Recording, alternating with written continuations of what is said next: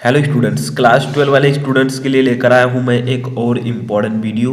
इस वीडियो में हम डिस्कस करेंगे कि क्लास 12 वाले स्टूडेंट्स इंग्लिश में 100 मार्क कैसे लाएं, यानी कि पूरे में पूरे मार्क आप कैसे प्राप्त कर सकते हैं, किस प्रकार से किस टॉपिक को और किन इम्पॉर्टेंट चैप्टर को आपको सबसे पहले पढ़ना है ताकि आप 100 मार्क आसानी से क्लियर कर सकें, यानी कि इंग्लिश में अच्छा मार्क ला सकें। देखिए, इंग्लिश में मैं आपको कुछ इस प्रकार के टिप्स बताऊंगा जिसमें आपको ये पता चलेगा कि किस चैप्टर से कितने ज़्यादा क्वेश्चन अब तक पूछे जा चुके हैं, कौन सा चैप्टर हमें सबसे पहले पढ़ना चाहिए जिससे क्वेश्चन ज़्यादातर आने के चांसेस हैं। ठीक है, तो सभी पेपर को मिलाकर जो ये इम्पोर्टेंट जो मैं आपको बताऊंगा, इससे पहले भी मैंने हिंदी का यानी कि हिंदी में बताया था कि किस प्रकार से आप 100 मार्क ला सकते हैं, तो उसको बहुत सारे स्टूडेंट्स ने देखा। अगर आपने नहीं देखा तो लिंक आपको डिस्क्रिप्शन में मिल जाएगा। बट जो कुछ भी मैंने इसमें लिखा है, ठीक है, अगर आप इनको यानी कि इन चैप्टर्स और इन सबको पढ़ते हैं तो आप आसानी से 100/100 मार्क ला सकते हैं। बट कैसे आपको पढ़ना है, देखिए, सबसे पहले हम स्टेप बाय स्टेप समझेंगे ताकि आपका मॉडल पेपर भी यहीं पर क्लियर होता हुआ चले। देखिए, समय आपका 3 घंटे रहता ही है, मैक्सिमम मार्क 100। सबसे पहले सेक्शन ये यानी कि ये जो पेपर है इंग्लिश का, ये 2 पार्ट्स में डिवाइड होता है। एक है सेक्शन ये जिसमें आपको prose, poetry and short story और जो आपके फिगर ऑफ स्पीच हैं, ठीक है, इससे क्वेश्चन पूछे जाएंगे। एक है आपका सेक्शन बी जिसमें आपका ग्रामर इंक्लूड होगा। ठीक है, तो देखिए, सबसे पहले हम बात करेंगे सेक्शन ए में। सेक्शन ए में जो फर्स्ट क्वेश्चन होगा वो होगा explain with reference to the context any one of the following passages, यानी कि आपके प्रोज से, ठीक है, जो प्रोज है जिसमें आपके a girl with A basket हैं, ए फेलो ट्रेवलर हैं, ठीक है, इन चैप्टर्स के जो है आपको पैसेज दे दिए जाएंगे। ठीक है, होगा क्या, ये जैसे ए वाला एक पैसेज है, ठीक है, इसमें आपको बताना है कि इसका रेफरेंस लिखना है कि ये किस चैप्टर से लिया गया है, इसके लेखक कौन है, कॉन्टेक्स्ट लिखना है कि इसमें हमें क्या बताया गया है, और इसका एक्सप्लेनेशन लिखना है अपनी भाषा में, ठीक है, इंग्लिश में। तो इसके लिए आपको 10 नंबर मिलेगा। बट अगर मान लीजिए आप ये वाला नहीं जानते तो आप बी वाला कर सकते हैं, यानी कि इन दोनों में से किसी एक को आपको करना है और 10 मार्क आपका क्लियर हो जाएगा। लेकिन आपको ये जानना जरूरी है कि कौन से चैप्टर से सबसे ज़्यादा पूछे जाते हैं। तो देखिए, प्रोज पैसेज जो है ये सबसे ज़्यादा 2 चैप्टर से पूछे जाते हैं। एक है a girl with A basket, second है ए fellow traveller.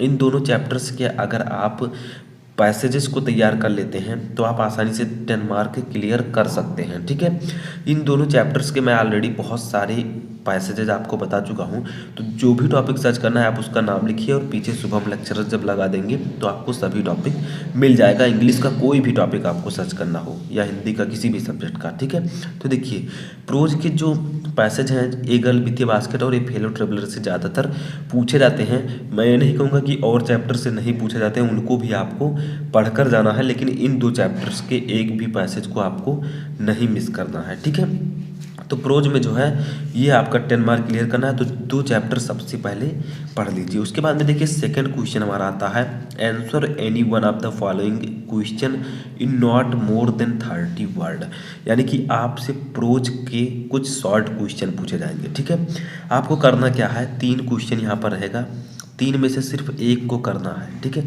Answer any one of the following question, और आपको 5 नंबर दिया जाएगा। ठीक है, तो सेकंड में आपके प्रोज के शॉर्ट क्वेश्चंस आते हैं। अब देखिए, इसमें भी आपके 2-3 चैप्टर बहुत ही इंपॉर्टेंट हैं।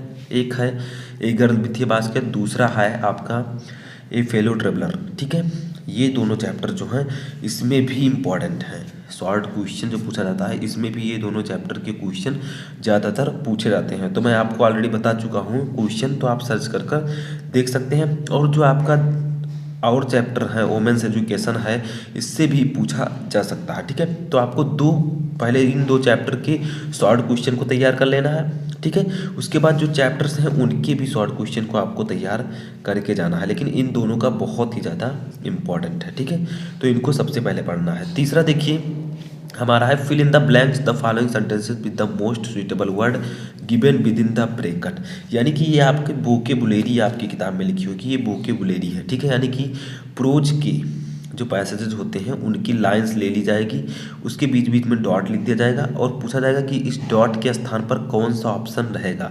4 ऑप्शन दिए गए हैं, ठीक है। जैसे देखिए यहाँ पर क्या है, if you do not have, फिर डॉट डॉट है, यू आर नॉट ह्यूमन, ठीक है। तो if you do not comparison सही है तो हम कंपैरिजन यहाँ पर सही टिक कर देंगे, ठीक है। तो कंपैरिजन का मतलब होता है दया, अगर आपके अंदर दया नहीं है तो आप मनुष्य नहीं है, ठीक है। तो इसके 4 क्वेश्चन लेंगे, 4 नंबर आपको मिलेगा। इसका ट्रिक क्या है कि आप क्या कीजिए, सभी चैप्टर के 50 इंपॉर्टेंट वोकेबुलरी यानी कि आप तैयार कर सकते हैं, 100 भी तैयार कर लीजिए तो कोई दिक्कत नहीं है, लेकिन 50 इंपॉर्टेंट वोकेबुलरी जो कि मोस्ट इंपॉर्टेंट है उनको तैयार कर लीजिए। आपके 4 इंपॉर्टेंट जो आते हैं वो आसानी से क्लियर हो जाएंगे, ठीक है। तो वोकेबुलरी जो है ये मैं आपको बहुत सारे ऑलरेडी बता चुका हूँ। ये जो आपका ये है ऑब्जेक्टिव टाइप, इसको मैं ऑलरेडी बहुत सारे क्वेश्चन आपको प्रोवाइड करा चुका हूँ, तो आप लोग जाकर देख सकते हैं प्लेलिस्ट में, ठीक है। अब देखिए, ठीक है, तो इसके 4 क्वेश्चन रहेंगे, चारों आपको अगर करना है तो आप क्या कीजिए, लगातार अच्छे से जो है इन क्वेश्चंस को स्टेप बाय स्टेप तैयार करते रहिए, ठीक है। अगला जो हमारा है चौथा, ये है शॉर्ट स्टोरी जो आपका है, जैसे द गोल्ड वॉच, ठीक है, एंड एस्ट्रोलॉजर्स डे।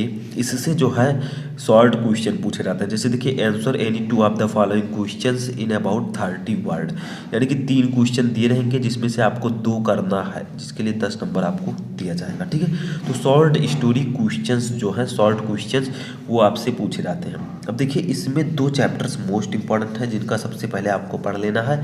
फर्स्ट है द गोल्ड वॉच, सेकंड है एन एस्ट्रोलॉजर्स डे, ठीक है। यानी कि the gold watch and astrologers day, ये दोनों चैप्टर मोस्ट इंपॉर्टेंट है, ठीक है। तो इनके जो आप क्वेश्चन आंसर हैं उनको सबसे पहले आपको पढ़ लेना है, ज़्यादातर इन्हीं से पूछे जाते हैं।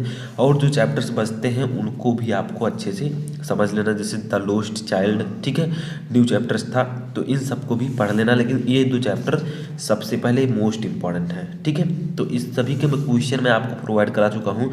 किसी भी टॉपिक को सर्च करना है तो आप चैनल का नाम लिखिए, आपको मिल जाएगा, ठीक है।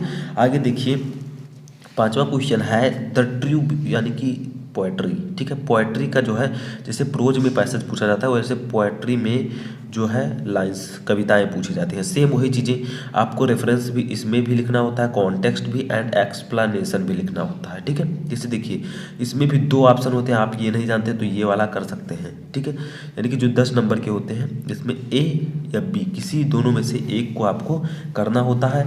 आपको ये बताना होता है कि रेफरेंस में कि किस कवि ने लिखा है, इसे लेसन का नाम क्या है, ठीक है। कॉन्टेक्स्ट में लिखना होता है कि क्या बताया गया है, उसका केंद्र बिंदु लिखना होता है, ठीक है। तो दोनों में से जो आपको पता है वो आप कर सकते हैं। अब बात आती है कि इसमें कौन से चैप्टर्स इंपॉर्टेंट हैं, ठीक है।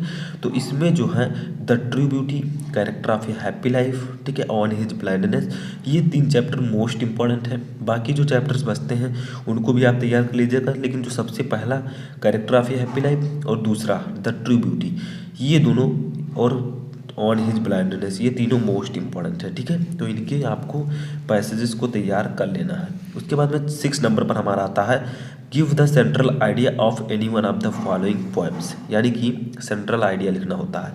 देखिए, ये 7 नंबर आपका क्लियर रहता है, क्यों? क्योंकि देखिए, सेंट्रल आइडिया यहाँ पर 3 ऑप्शन दिए रहते हैं, एक आपको करना होता है।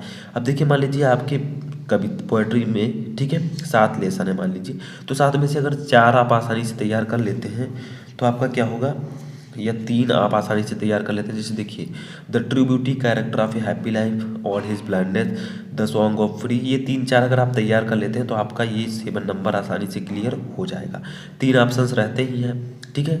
तो 7 चैप्टर में से 3 अगर आप तैयार कर लेंगे या 4 तैयार कर लेंगे तो इन्हीं में से आएगा, ये क्लियर है, ठीक है। 7वां देखिए हमारा क्या आता है कि right the definition of any one of the following figure of speech with 2 examples, यानी कि इसमें होता क्या है, 3 फिगर ऑफ स्पीच दिए जाते हैं, किसी एक का आपको उदाहरण, 2 उदाहरण और परिभाषा लिखनी होती है, ठीक है। जैसे मेटाफर का लिख दिया, एपॉस्ट्रोफी, हाइपरबोल, इन तीनों में से किसी एक का आपको परिभाषा लिखना है, डेफिनेशन, और 2 एग्जाम्पल्स लिखने हैं, ठीक है। तो इसमें होता क्या है, 3 फिगर ऑफ स्पीच बहुत ही ज़्यादा इंपॉर्टेंट है। फर्स्ट है मेटाफर, सेकंड है सिमिली, थर्ड है हाइपरबोल। इन तीनों को सबसे पहले आपको प्रिपेयर कर लेना है, इसका डेफिनेशन, 2-3 एग्जाम्पल, ठीक है। और मैं जो है आपको figure of speech in one video, यानी कि सभी फिगर ऑफ स्पीच एक वीडियो में पढ़ा चुका हूँ। तो उसको अगर आपने नहीं देखा है तो आप लोग सर्च कर सकते हैं कि full figure of speech in one video Shubham lecturer, तो आपको वीडियो मिल जाएगा। ठीक है, तो सेक्शन ए में आपके इतने क्वेश्चंस होते हैं 50 मार्क्स के।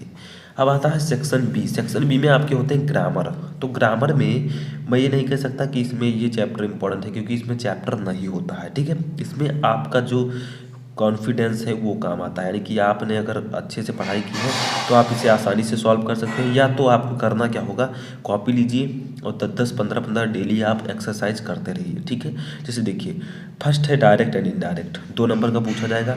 ठीक है, 2 क्वेश्चन रहेंगे, किसी एक को करना होगा। इसके लिए आपको देखिए 30-30, 40-40, 50-50 जो भी हो सके। ठीक है, यहाँ पर मैं आपको बता दूँ, यानी कि ये आपका जो सेक्शन बी का जो 8, 9 एंड 10, ठीक है, 8 और 9 है क्वेश्चन, ये आपकी वोकेबुलरी कहलाती है। यानी कि वोकेबुलरी में आपके transformation, direct indirect, synthesis, syntax, ठीक है, होमोफोन्स, ये सब आ जाते हैं। तो देखिए इनके आपको अगर 100 क्वेश्चन इनका अगर आप तैयार कर लेते हैं, यानी कि 15-15 क्वेश्चन डेली आप तैयार कीजिए।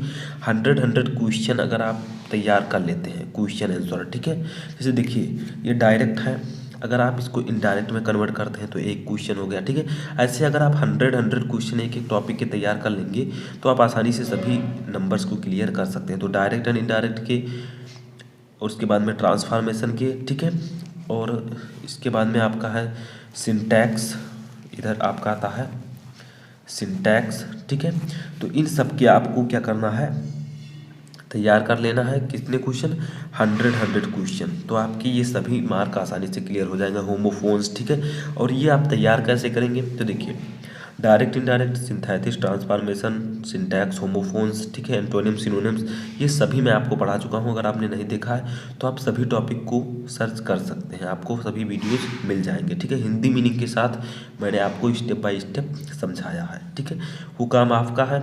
अब आप कितना एक्सरसाइज करते हैं, कितना ज़्यादा आप क्वेश्चंस को सॉल्व करते हैं, ये आप पर डिपेंड करता है। ठीक है, तो ये सभी आपको मैं ऑलरेडी बता चुका हूँ। अब बात आती है इसमें पैसेज की। देखिए ये आपका है पैसेज, यानी कि Hindi to English translation. Hindi to English translation के लिए आपको थोड़ा टेंस आना चाहिए। ठीक है, तभी आप इसे अच्छे से ट्रांसलेट कर पाएंगे। तो देखिए इसको ट्रांसलेट करने के लिए आपको स्टेप बाय स्टेप टेंस को समझना है और इसको आसानी से आप ट्रांसलेट कर सकते हैं। कुछ हिंदी टू इंग्लिश ट्रांसलेशन मैं आपको बता चुका हूँ। जब आप सर्च करेंगे Hindi to English translation class 12, ठीक है, तो आपको वीडियो मिल जाएगा, तो आप वहाँ से जाकर आसानी से देख सकते हैं। ठीक है, इसके बाद में हमारा आता है इधर, यहाँ पर ये सब आपका वही है। 11 नंबर पर हमारा आता है एस्से। ठीक है, write an essay on any one of the following topics in about 200 word, यानी कि 200 वर्ड में आपको एस्से लिखना है। तो देखिए एस्से में ये जो नया वाला एस्से आया है ये बहुत ही इंपॉर्टेंट है। फर्स्ट कोविड-19 यानी कि कोरोना वायरस, सेकेंड है पॉल्यूशन। तो कोविड-19 में एस्से मैं आपको ऑलरेडी लिखवा चुका हूँ, अगर आपने नहीं देखा तो जाकर देख सकते हैं। कोविड-19 एस्से इन इंग्लिश शुभम लेक्चरर, तो आपको वीडियो मिल जाएगा। ठीक है, और जो कुछ एस्से आपको इंपॉर्टेंट लगे उनको भी आपको तैयार कर लेना है, बट इन दोनों एस्से को सबसे पहले तैयार करना है। लास्ट में हमारा था अनसीन पैसेज। अनसीन पैसेज में कुछ भी नहीं है, आपको करना क्या है, इस पैसेज को केयरफुली पढ़ना है। ठीक है, जितना भी पैसेज दिया गया है, इसके नीचे जो क्वेश्चंस दिए गए हैं 6 नंबर के क्वेश्चन दिए जाएंगे, उनको आपको आंसर जो है वो आपका इसी पैसेज में रहेगा। ठीक है, यानी कि जो क्वेश्चन दिए जाएंगे पैसेज के नीचे उसका आंसर आपको इसी पैसेज में मिल जाएगा, आप उसे आसानी से सॉल्व कर सकते हैं। अगर आप लोग कहेंगे तो अनसीन पैसेज के भी मैं वीडियो आपके लिए प्रोवाइड करा दूंगा। मैंने पहले भी एक आध वीडियो प्रोवाइड कराया है, तो उसको आप लोग जाकर देख सकते हैं। ठीक है, तो इस प्रकार से आप 100 बाय 100 आसानी से क्लियर कर सकते हैं। कुछ चैप्टर्स मैंने आपको बताए, कुछ इंपॉर्टेंट सेंट्रल आइडिया बताया, अगर आप उन्हें तैयार कर लेते हैं तो आपको अच्छा मार्क लाने से कोई नहीं रोक सकता। तो आई होप कि आपको इंग्लिश का ये जो पूरा सिस्टम है आसानी से समझ में आ चुका होगा। ऐसे मैंने हिंदी का जो बनाया है, अगर आप उसे भी देखना चाहते हैं तो लिंक आपको डिस्क्रिप्शन में मिल जाएगा, या आप सर्च करके देख सकते हैं। तो वीडियो अच्छा लगा तो वीडियो को लाइक करके, चैनल पर नए तो चैनल को सब्सक्राइब कर लें, और कोई भी क्वेरी है तो आप मुझे कमेंट बॉक्स में बता सकते हैं।